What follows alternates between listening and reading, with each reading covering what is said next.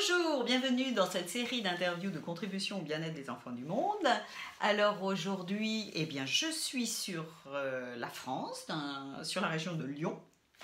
Et je suis en compagnie donc de ma collègue qui est Sylvie Simon et qui va nous raconter comment elle contribue au bien-être des enfants du monde. Alors c'est vrai qu'elle contribue plus aux ados et aux jeunes adultes.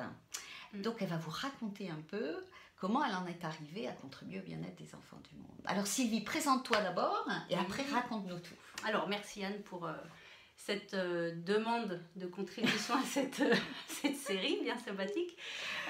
Alors donc moi je m'appelle Sylvie Simon, je suis thérapeute et j'accompagne effectivement les personnes en mal-être et en souffrance au travail parce que ça quelque chose qui me permet de faire une transition par rapport à ma formation initiale et ma première vie professionnelle.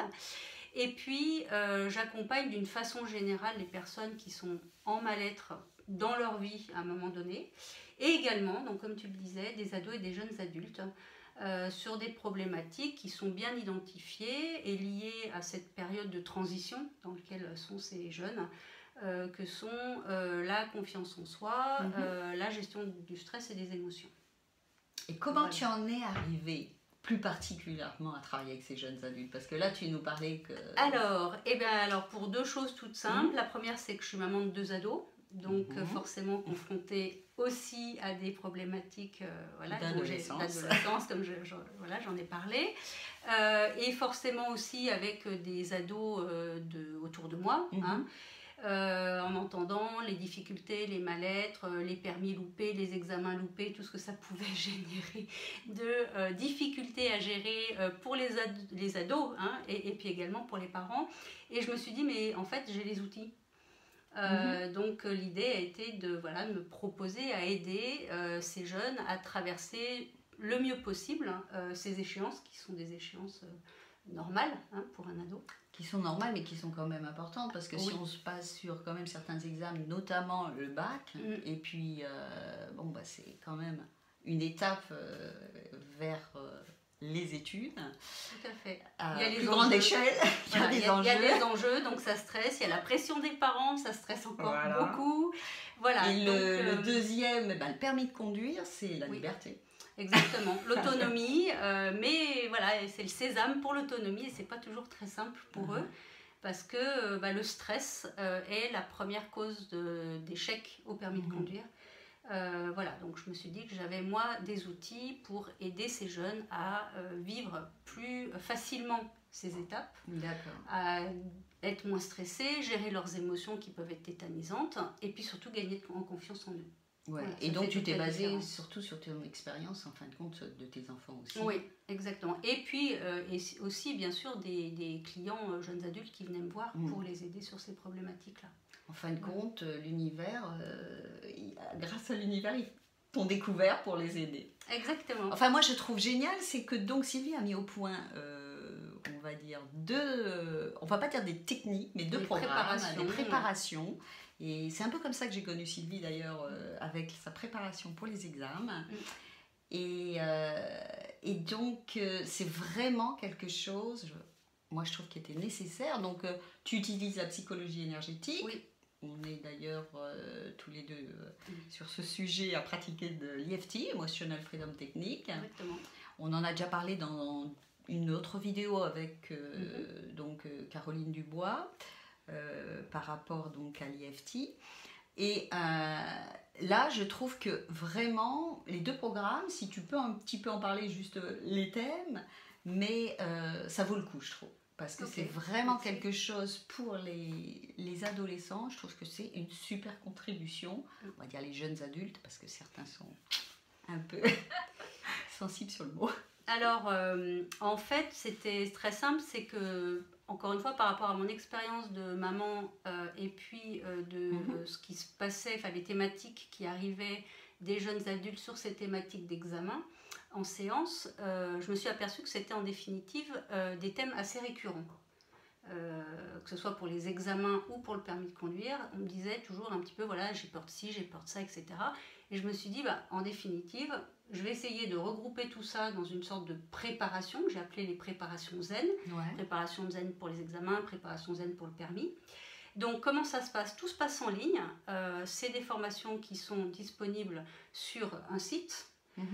Ensuite, on achète directement et on accède à une plateforme où on a la totalité des exercices que je propose pour travailler sur des problématiques qui dérangent et qui angoissent, font peur par rapport à cette problématique, soit de réussir un examen, soit de réussir le permis de conduire.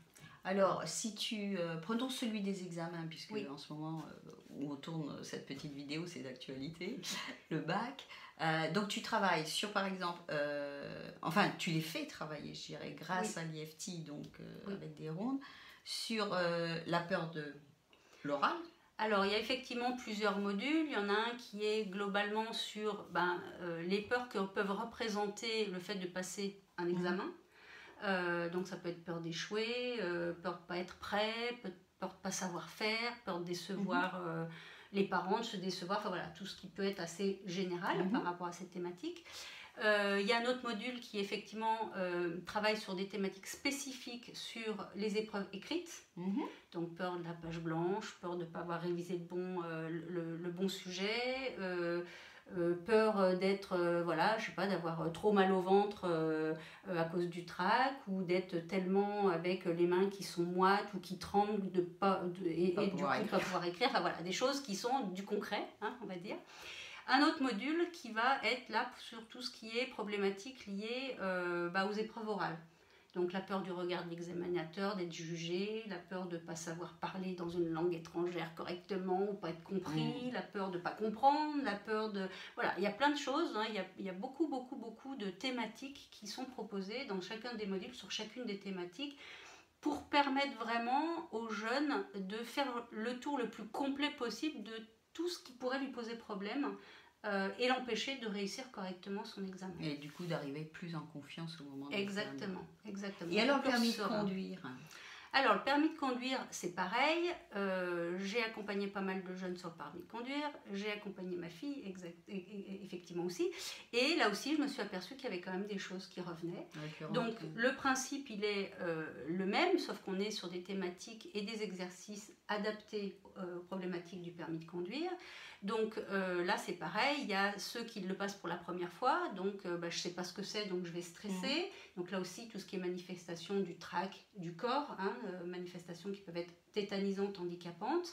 Ça peut être aussi peur toujours du jugement de l'examinateur, des remarques, des obligeantes. Ça peut être aussi peur de faire une faute éliminatoire, parce que là, effectivement, on peut vite perdre ses moyens et puis se déconcentrer, se dire « Aïe, c'est fini », alors que c'est pas toujours fini. Hein, c'est pas pour ça que l'examinateur va tout de suite dire « c'est plié », etc.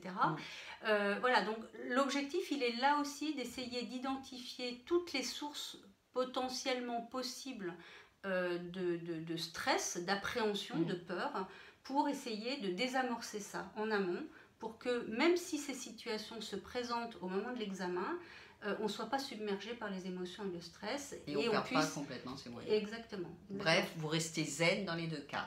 Voilà. Alors, moi je dis c'est fabuleux, mais c'est pas forcément finalement que pour les jeunes adultes et les enfants. Parce qu'il y a toujours il y a toujours des adultes plus âgés qui passent des examens. Oui. Et il y en a toujours qui passeront des permis.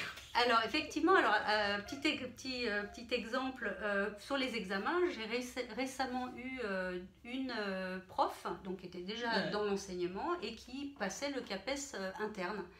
Et qui avait vraiment très très peur de plein de choses, donc de pas savoir faire, de ne pas être légitime.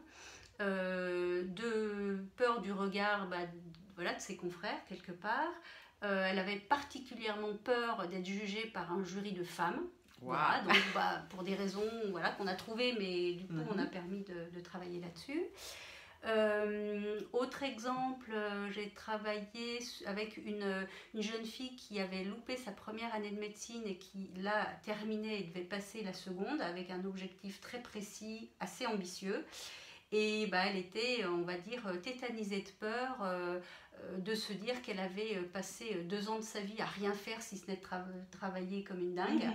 Et de se dire, bah, si jamais je loupe, je vais décevoir mes amis, je vais décevoir tous ceux qui m'ont soutenu pendant 2 ans, je vais me décevoir moi, je ne vais pas réaliser le rêve de ma vie. Enfin voilà, donc on avait pas mal de choses à travailler. Et dernière petite anecdote, une personne aussi, une jeune personne qui passait sa thèse, donc là on était vraiment sur un oral. Et alors ça c'était très intéressant parce qu'elle restait traumatisée d'une expérience passée quand elle était à l'école, d'un examen oral qui s'était excessivement mal passé pour elle, où elle avait été humiliée, ridiculisée. Et là de se retrouver confrontée face là aussi à un auditoire qui allait la juger, et c'était pas possible. Donc on a travaillé là-dessus et elle est repartie complètement sereine. Voilà. Alors, eh bien, on va arrêter là parce qu'on ne veut pas trop longue ces petites vidéos pour que vous puissiez en regarder plus. En tout cas, on va dire bien merci à Sylvie pour cela. Merci Anne. Pour ceux qui veulent avoir ces petits programmes zen, allez sur Parents Ados Épanouis, donc www.parentsadosépanouis le tout au pluriel.com. Vous allez dans les ressources et vous trouverez ces petits programmes. Et encore merci Sylvie pour cette contribution. Comme quoi on peut tous contribuer à notre manière au bien-être des enfants. Et qu'ils soient jeunes, moins jeunes. Et on a tous un enfant, de toute façon, dans notre petit cœur. Là. Tout à fait. Encore merci Sylvie. Merci Anne. Et puis bonne continuation à tous. Voilà. Et on vous dit à la prochaine. Bye bye.